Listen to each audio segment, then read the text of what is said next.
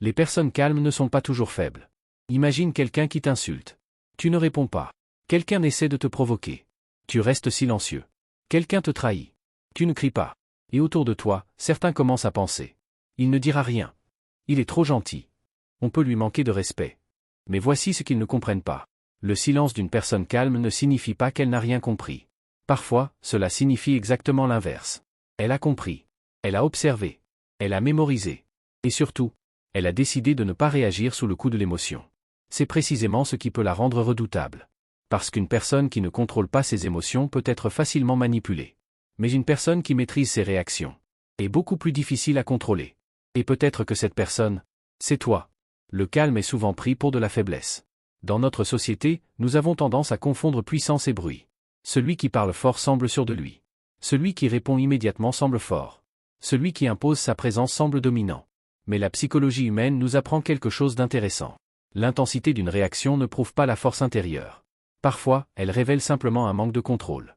Imagine une dispute. Une personne crie. Elle gesticule. Elle accuse. Elle veut absolument avoir le dernier mot. Et en face, une autre personne écoute. Elle respire. Elle ne se justifie pas. Elle ne cherche pas à gagner. Elle observe. À première vue, laquelle semble la plus puissante? La première. Mais intérieurement, la situation peut être complètement différente. La première est contrôlée par son émotion. La seconde contrôle son émotion. Et cette différence est énorme. Marc Aurèle, l'un des grands penseurs stoïciens, insistait sur l'importance de distinguer ce qui dépend de nous de ce qui ne dépend pas de nous. Tu ne contrôles pas les paroles des autres. Tu ne contrôles pas leur jugement. Tu ne contrôles pas leurs intentions. Mais tu peux contrôler ta réponse. Et lorsque tu comprends cela, tu deviens beaucoup plus difficile à provoquer. Réflexion. Peut-être qu'on t'a déjà reproché d'être trop silencieux. Peut-être qu'on t'a dit « Pourquoi tu ne réponds pas ?» Tu ne te défends jamais. Tu laisses tout passer. Mais parfois, ne pas répondre immédiatement n'est pas abandonner. C'est prendre le temps de comprendre. Et celui qui comprend avant d'agir possède un avantage que celui qui réagit immédiatement n'a pas. Une personne calme observe plus qu'elle ne parle. Voici une caractéristique souvent oubliée des personnes silencieuses.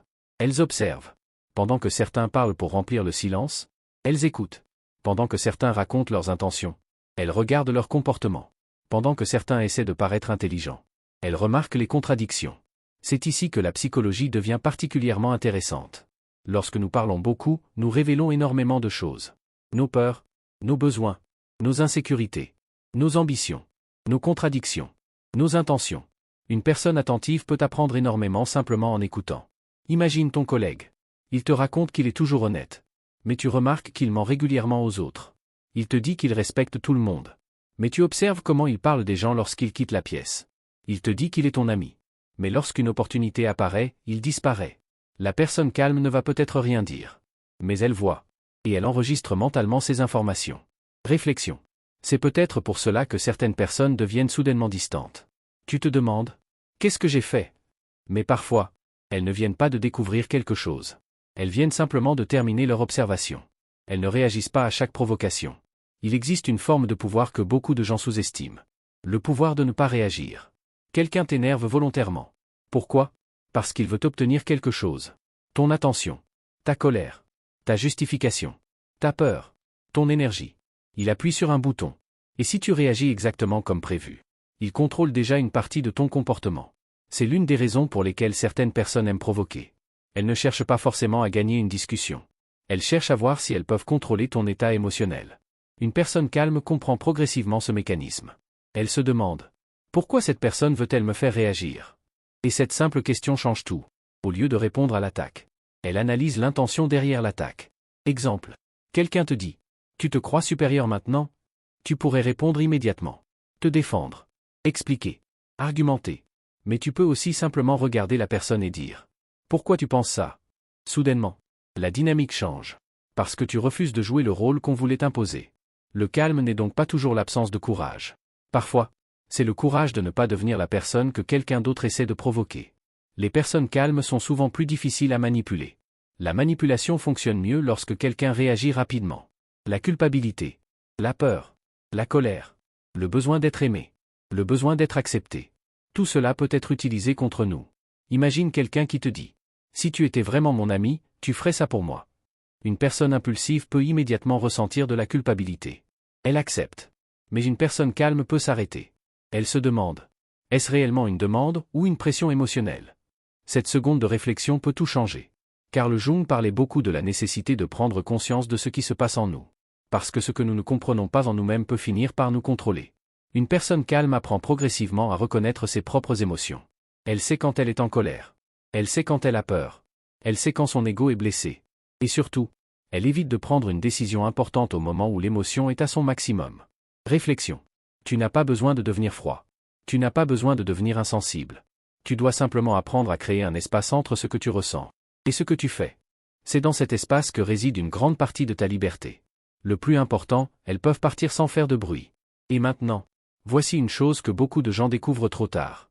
Une personne calme peut supporter énormément de choses, jusqu'au jour où elle décide qu'elle n'en supportera plus aucune. Elle peut pardonner. Elle peut expliquer. Elle peut donner une deuxième chance. Puis une troisième. Elle peut essayer de comprendre. Mais elle observe également. Et lorsqu'une limite est franchie encore et encore, elle peut simplement partir. Sans grande dispute. Sans menace. Sans discours dramatique. Elle disparaît. Et c'est parfois cela qui choque le plus. Parce que les autres pensaient qu'elle serait toujours là. Exemple. Tu connais peut-être quelqu'un comme ça. Une personne qui supportait les remarques, les critiques, les comportements irrespectueux. Tout le monde pensait qu'elle ne partirait jamais. Puis un jour, elle ne répond plus. Elle ne se dispute même pas. Elle ne cherche pas à convaincre. Elle coupe simplement le contact. Et lorsque tu réalises ce qui s'est passé, il est déjà trop tard. Nietzsche disait en substance que celui qui possède un pourquoi peut supporter presque n'importe quel comment. Mais il existe aussi une autre leçon. Savoir supporter quelque chose ne signifie pas devoir le supporter éternellement. Le calme peut être une patience. Mais la patience possède une limite. Et si le silence n'était pas le plus dangereux? Mais attends. Parce que jusqu'ici, nous avons parlé du calme comme d'une forme de contrôle. Il existe pourtant quelque chose d'encore plus puissant.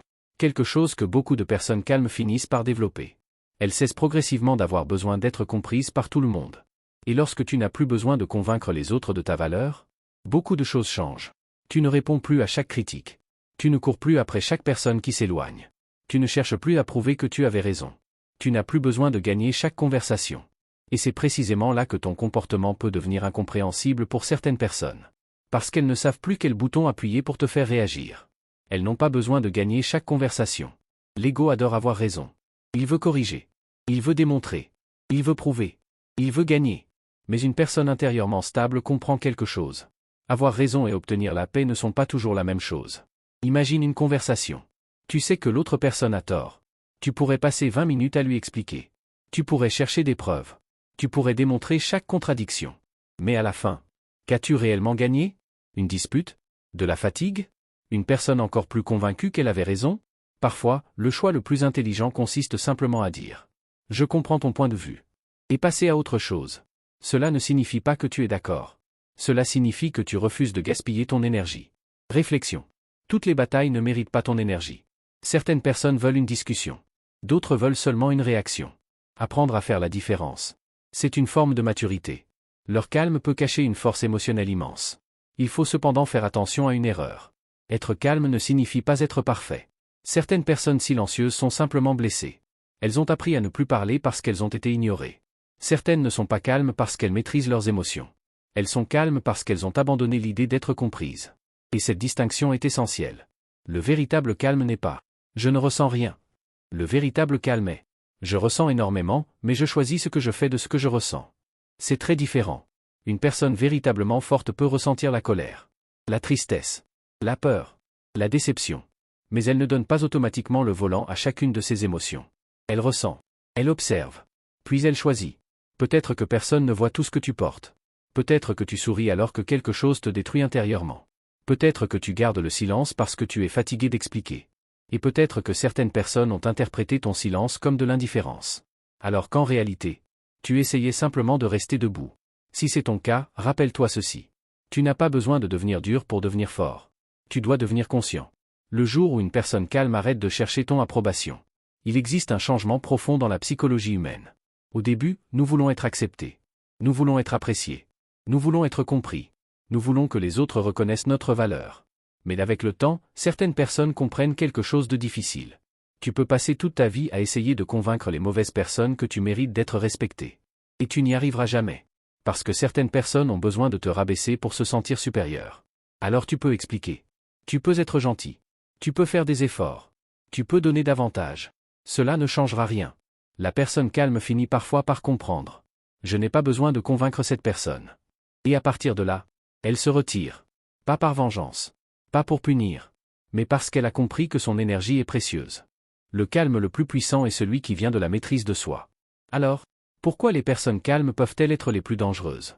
Pas parce qu'elles veulent faire du mal. Pas parce qu'elles sont froides. Pas parce qu'elles cherchent à dominer les autres.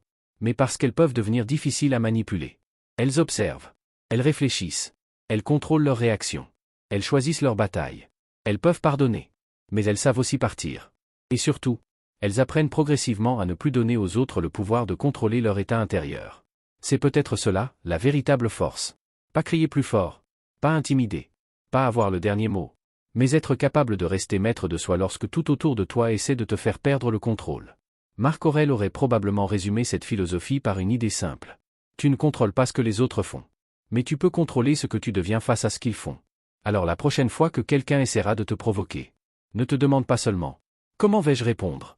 Demande-toi « Pourquoi cette personne veut-elle que je réagisse ?» Cette question peut changer ta manière de voir les conflits.